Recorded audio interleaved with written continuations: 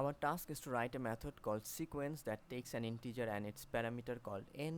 Now, if n is positive, then it prints all the even numbers from 0 to n. Otherwise, if n is negative, it prints all the odd number from n to -1. Okay, so এটা বেশ easy. Sequence of 10 0 থেকে 10 পর্যন্ত print করব, অর্থাৎ 0 থেকে 10 এর সমান অথবা 10 এর চেয়ে ছোট যতগুলো অড ইভেন নাম্বার আছে সব প্রিন্ট করব।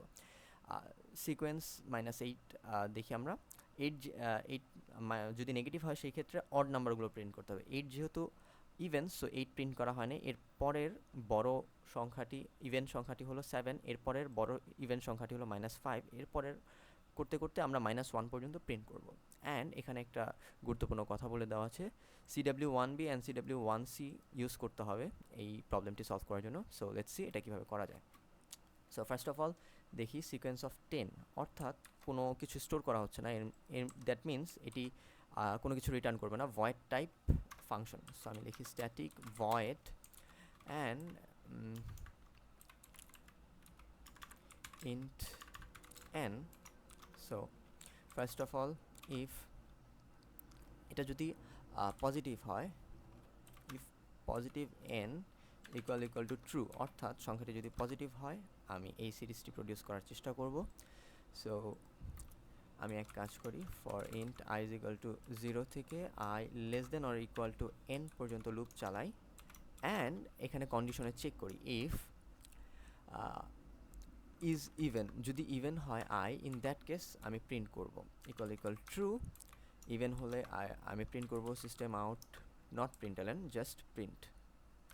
ওকে, so print i plus 1 space. Okay, and else কেসে যাবে আমার নেগেটিভ সংখ্যা।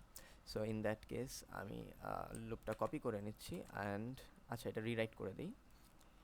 Int i is equal to n, i greater than or equal to, আচ্ছা i যতক্ষণ ছোট অথবা সমান আমাদের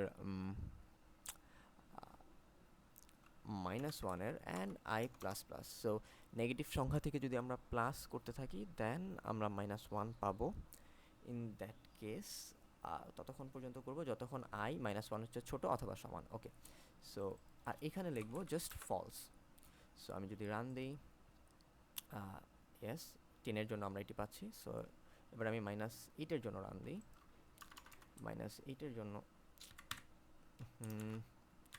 -8, so we can see -7, -5, -3 and -1. Okay, that's all for this task.